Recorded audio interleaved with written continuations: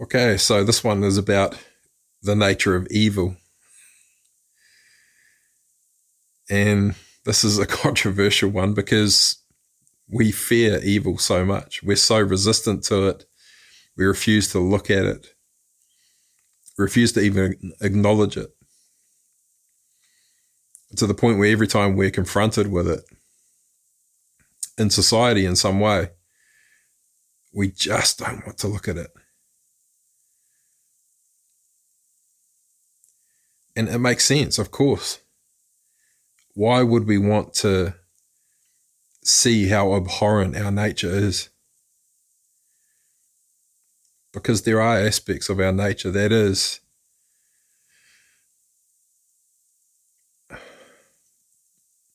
are abhorrent, despicable, evil. There's just no other word for it. Evil's the only word to sum it up. Someone commits a horrendous act, something like mass murder, for example. And the last thing we want to do is to look at it. The last thing we want to do is to acknowledge that that is in our nature. It's part of our nature, but we've become so good at ignoring it.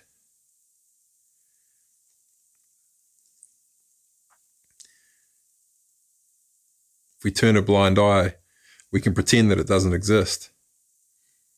Nonetheless, it does exist.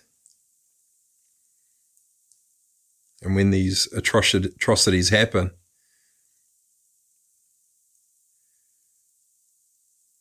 the most action that we take is to change our Facebook profile to say, this is not who we are, as if that's somehow going to negate it. As if standing against it is somehow going to solve the problem at the root cause. All that's going to happen when we ignore the issue is it'll happen again, and we'll all change our Facebook profiles again to say this is not who we are. We'll distance ourselves from the issue, pretend that pure evil is not part of our nature, and then just wait for it to blow over again. That is the truth of how we deal with it. We go through all the ceremonial things and all the people who have been affected beyond belief, whose lives have been changed forever. Nothing was really done to protect them. Because the only way we ever going to protect the future victims of crimes like mass murder is to look right into the eye of the beast, to stare right at it and to say to it, I am going to understand you. I'm not going to stop turning my gaze towards you until I understand you. Because it is not until we understand the truth of the nature of evil that we're ever going to be able to reconcile it or influence our environment in ways where the nature of evil doesn't just arise. All of us have the potential and the capability to be evil.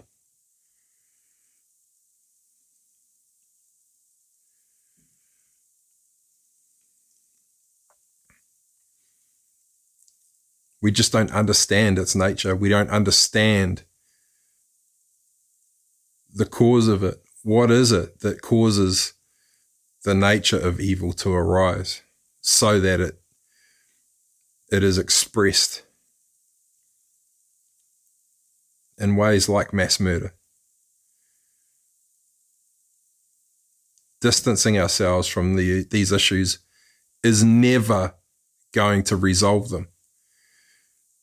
Collectively, we know that these are not things that we want to experience. Collectively, we know that we want to protect people from being victims of this kind of evil in the future. We know that. We don't need to come together and vote. We all know that. We want to protect each other. We want to make sure it's not going to happen again. But we can't think that changing our Facebook profile photo is part of any form of solution. We have to realize and accept that putting distance between ourselves and the issue is the very opposite of resolving the issue.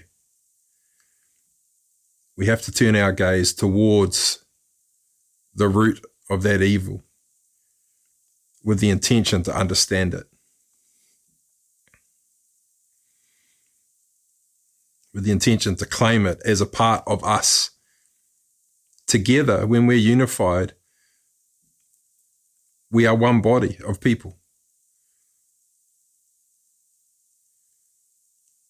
And so there's a part of our body that's expressing pure evil. It's sick. And so if it was part of your own body that was sick, you wouldn't just ignore it because it would fester. It would spread.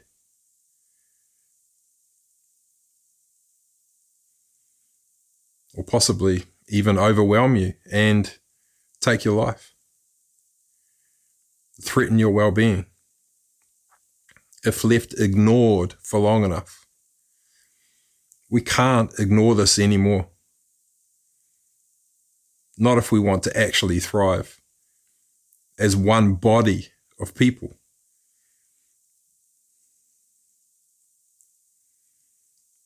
And so what I'm going to invite you to do is to join me now and turn your gaze towards the evil and invite it in. Invite it to reveal the truth of what it is. Be unconditionally present with it and ask it, what is it that you want me to know? What is your essence? What is your nature?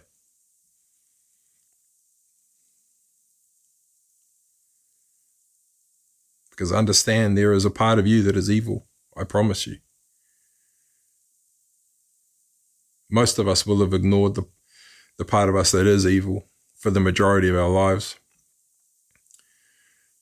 There's far too much guilt and shame attached to these parts of us that are evil to admit that we actually have them.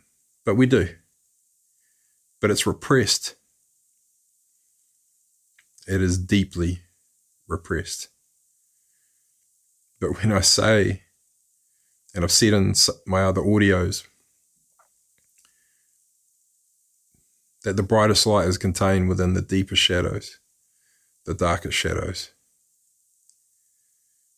And this is true. This is true. We just don't have the courage to look right within it, to understand the essence of it, to understand the nature of it for long enough for it to reveal that light. Because if we ignore it, then it just grows and grows and grows until we've got no choice to address it because it's staring us right in the face, threatening to overwhelm us until we have the courage to finally look at, or until our choices are taken away. And we have no choice but to look at it by experiencing the truth of it, by having our noses rubbed in the face of it.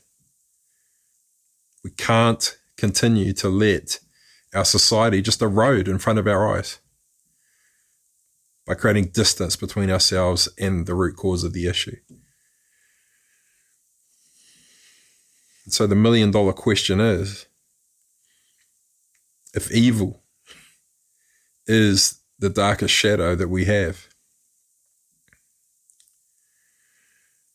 then what is the brightest light contained within it?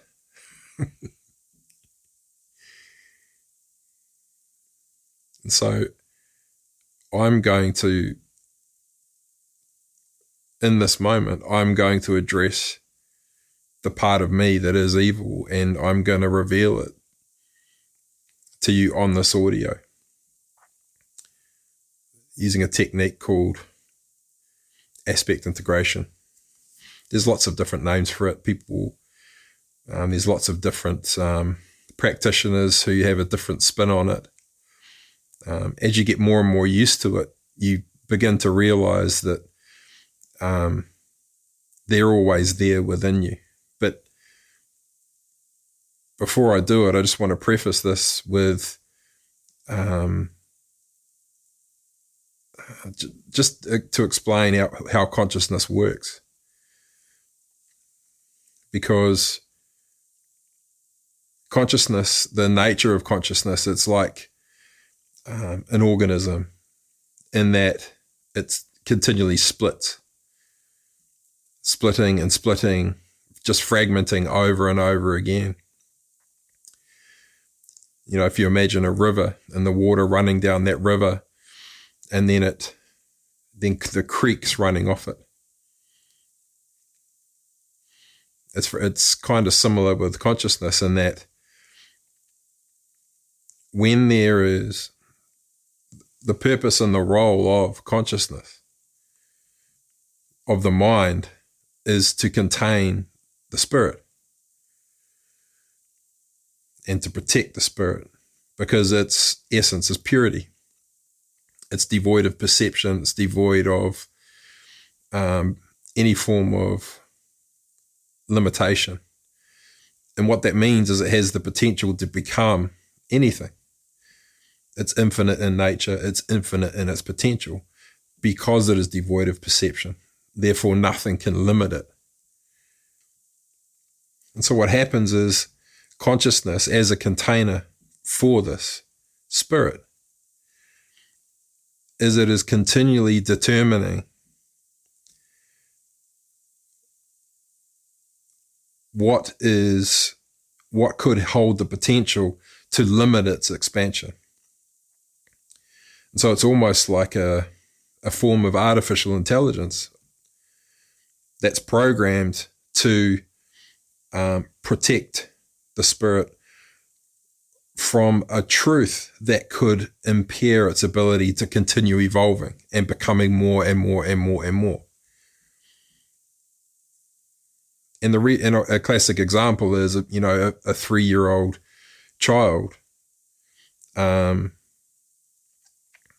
who's abused, and then dissociates from that experience. Doesn't really remember, may remember it as nightmares. So dissociation is a classic form of coping mechanism where the experience is distorted. So the truth is distorted so that the spirit is protected from the reality of that truth. Because the reality of that truth is that, the person that's supposed to love and protect that child is its biggest enemy. And that could destroy a child. And so the dissociation allows the child to continue surviving because the parent still provides the food and, the shelter and all these things. And so the dissociation is the only way for that spirit to continue evolving without it shutting down completely, because the truth is too traumatic to accept. A 3-year-old child doesn't have the skills to reconcile the reality of that truth. So, many of us are busy trying to create ego death and trying to,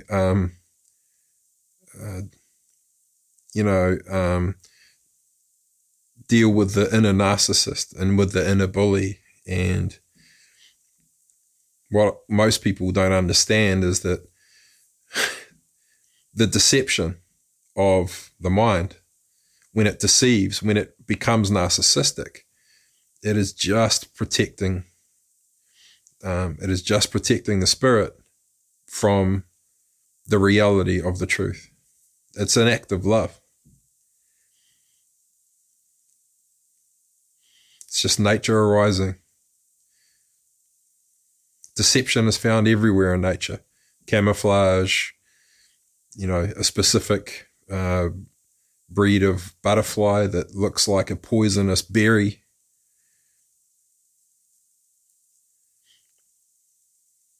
Deception is an extremely effective way of ensuring the survival of any species,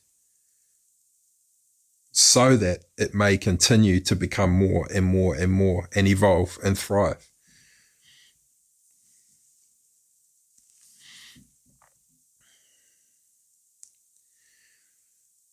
So next time you find yourself beating yourself up for not being authentic, just remember that inauthenticity is authentic in the presence of fear. Inauthenticity is authentic in the presence of a potentially traumatic experience. Just understand that. There's no need to beat yourself up for telling a lie. It's protection. You don't have to beat yourself up for not being totally authentic all the time. Because when you're ready, when your spirit's ready, when you're evolved enough to accept the reality of the actual truth, there are tools like inner child work, there are tools like regression, there are tools like what I use, which is I sink into my emotions until they become a vision. Once you get advanced at these things, and you evolve as your nature arises. Nothing to do, nothing to change. You're not doing anything wrong. There's not a huge rush. Just allow yourself to evolve into the truth of who you are. You're not doing anything wrong. Everything you're doing now in your life is because of your nature, and your nature is arising because of where you've come from and because of where you are right now and the environment you are in right now. Yes, it is deterministic. All of nature is. Everything that contains life is programmed to thrive, to conquer its environment. In order to conquer your environment, you have to be capable of surviving.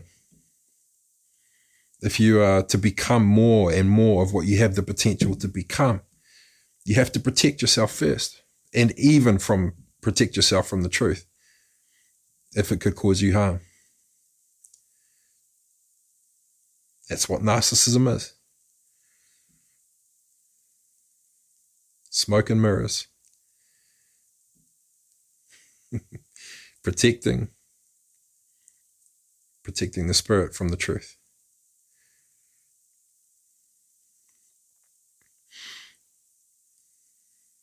So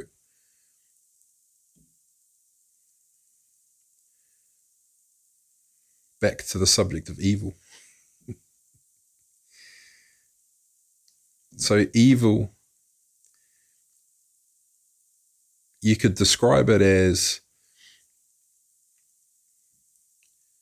to cause pain for seemingly no reason at all, possibly even for pleasure.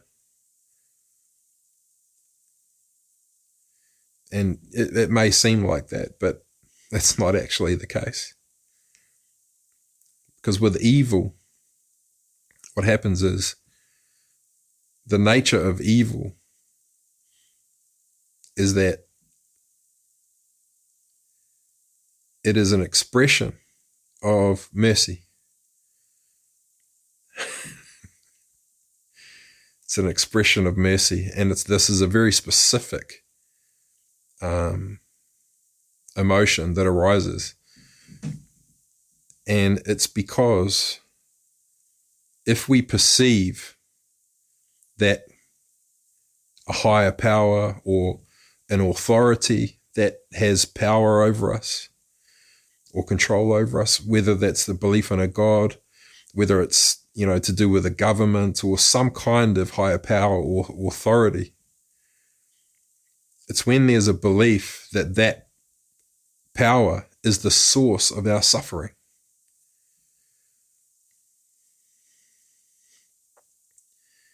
So if we believe in that first and foremost, then believe me, basically, within your DNA, you will have ancestors who have absolutely believed in this. And so you'll have elements of the remnants of these perceptions of their environment held within your DNA, even if you don't believe in a higher power right now.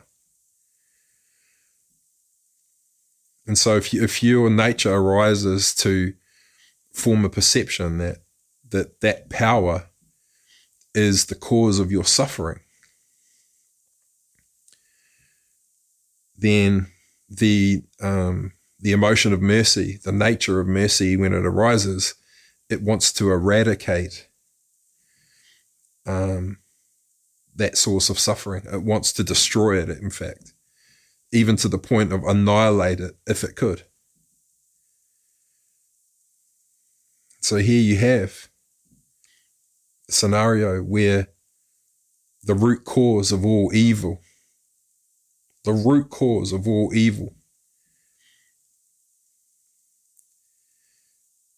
it arises from the emotion of mercy for wanting to destroy that power because it is perceived as the source of the suffering of the individual.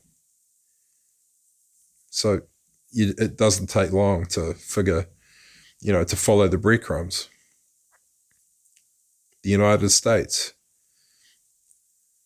all the territories they're trying to occupy, a powerful brute force that can't be stopped, that has power over you. Your nature is going to arise. If you see that power as the source of your suffering, mercy kicks in and you cannot stop it. It's your nature. It's your nature arising. As an act of mercy, you want to end the suffering, even if it means destroying the source of that suffering. Mercy is ruthless. It just is. We all have the potential to express it.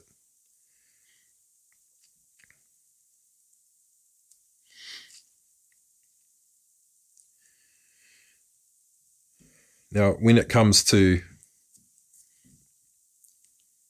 perceptions of a higher power, such as a God or some form of power that has total control over your life,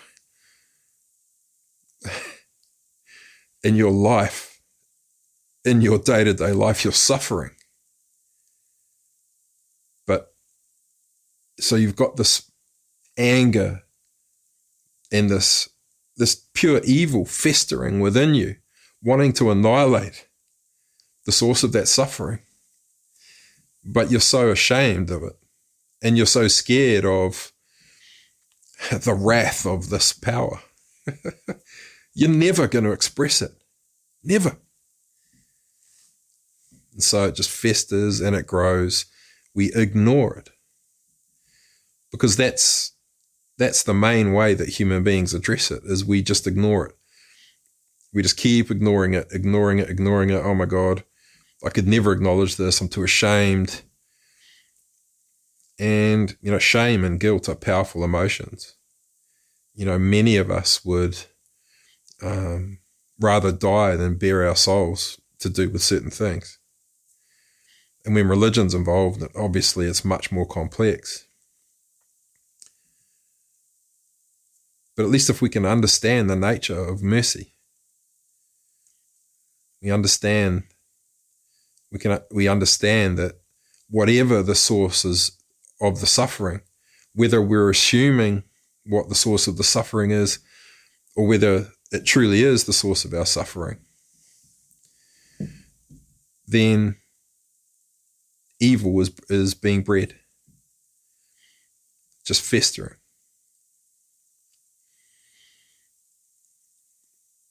And this is why it's so important to start moving towards a society that is self-governing, that's based on individual sovereignty, where you're self-reliant, you can govern yourself to a large degree, that you don't have to, there aren't, powerful authorities that have control over you, because they have the potential, if they cause oppression and any form of suffering,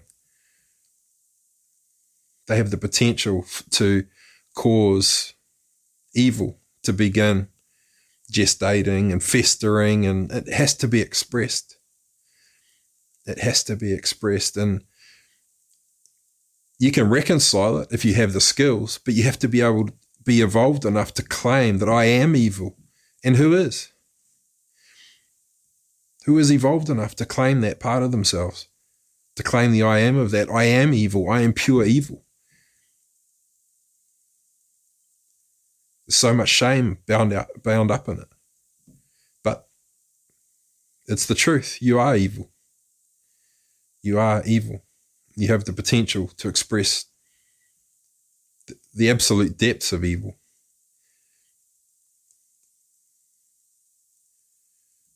If a powerful authority, a government, a higher power, if you believed that that was the source of your suffering, you could not stop the evil from rising up within you. It's not possible. It's your nature. In the same way that a fish can swim, you are evil.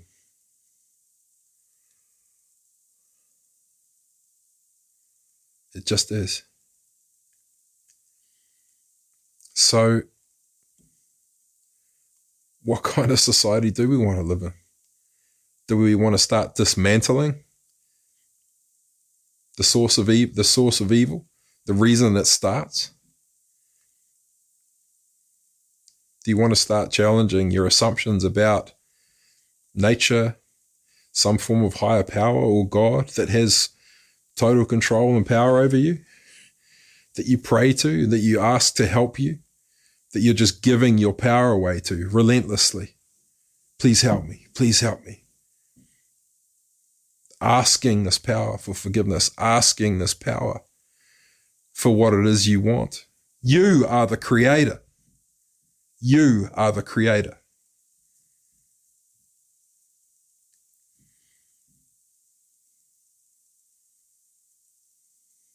Everything in your reality is a projection of the state of your conscious awareness within you.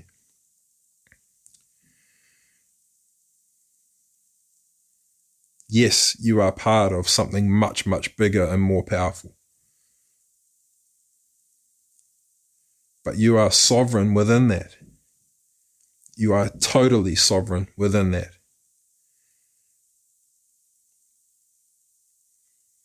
The only thing that controls you are aspects of your consciousness that you haven't been brought into your conscious awareness yet. And so they're influencing you for sure. But the power and all of the influence comes from you. Because meaning is the only thing that materializes matter. Meaning.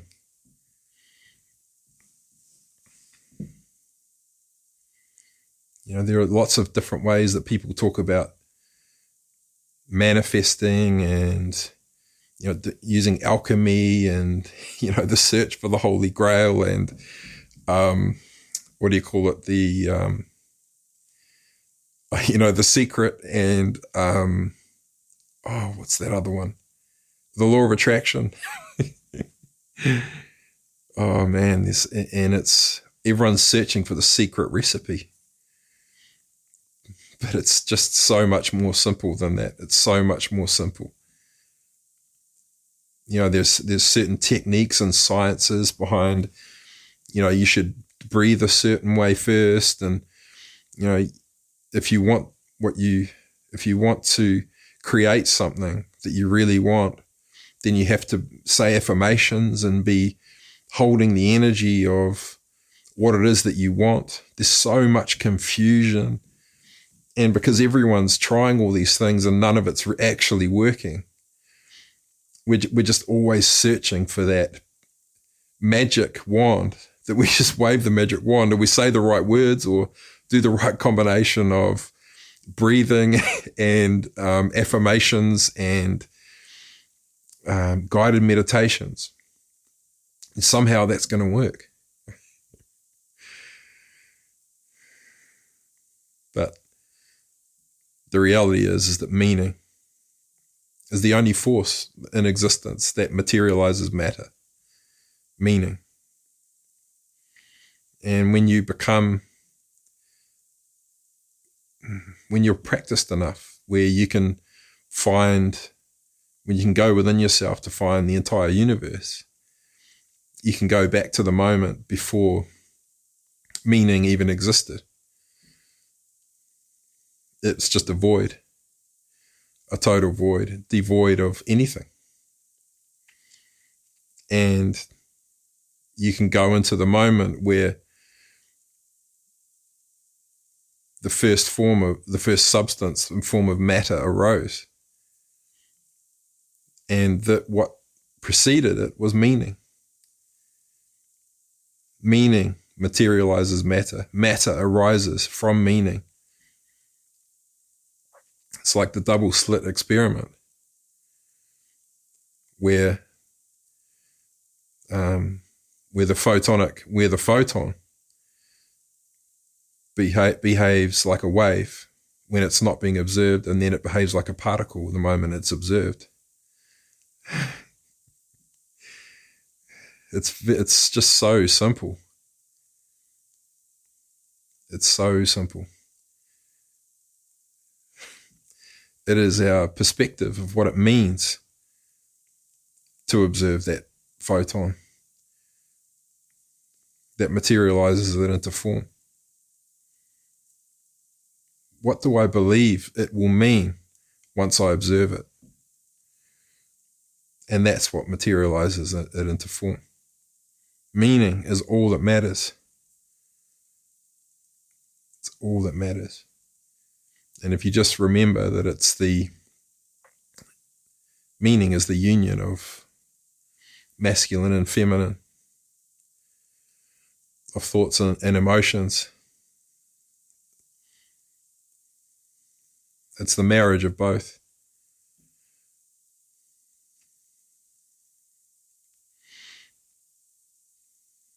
And actually, maybe it's worthwhile sharing, because some people don't. It can be a bit tricky to understand what meaning is.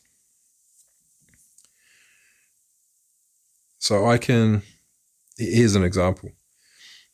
At the moment, I'm actually lying in bed. And if I was to describe the bed to you, I would describe it like this. I'm lying on a bed. It's got a white duvet on top of it. It's got 4 posts, and it's got this really strange archway thing in the middle. Whoever built it out of trees that came from off the property here. And they've been painted white. And it's got this crisscross pattern that's been made of branches on the top. And so lots of people create like this. They describe, and describing something is devoid of meaning. It's devoid of meaning. Because what it means for me to be lying on this bed, it means I can be totally relaxed while I'm recording this audio. It means I can reflect on the day that I've had while I'm lying in bed and recording this podcast. It means that I'm totally at peace and I'm totally warm because it's cold outside. It means that my muscles are nice and relaxed. So it's the meaning is what actually matters.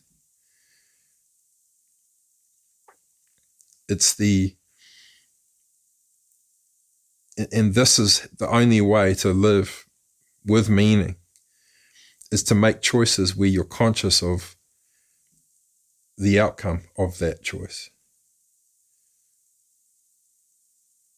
If I do this, it means that. That's the only way to live with meaning. And this is why people think that achieving a goal is actually where fulfillment is. And it can be rewarding, but often empty. Lots of athletes talk about when they won their gold medal, about how empty it felt. And, the reality is it's the meaning that matters.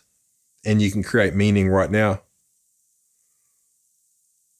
If you received a vision for something that you wanted, you could create meaning straight away by looking at what that vision is and then filling the space in between where you are now and where that scenario is, filling the space in between in your mind, imagining it, and then taking one step towards realizing that vision that is going to take you one step closer. That's how you create meaning. If I do this, it means that I'm even closer to realizing my vision. And if I do that, once I've done that, it means I can then do that. And once I've done that, it means I can then do that. That's how you live with meaning. It's pretty easy. It's pretty easy. The hardest part is giving yourself permission to go after what you want. And also validating what you want yourself.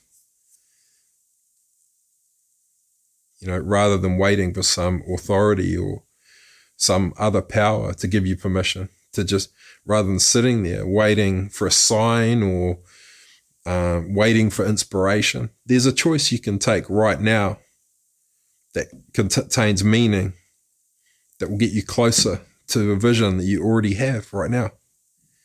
There's always something.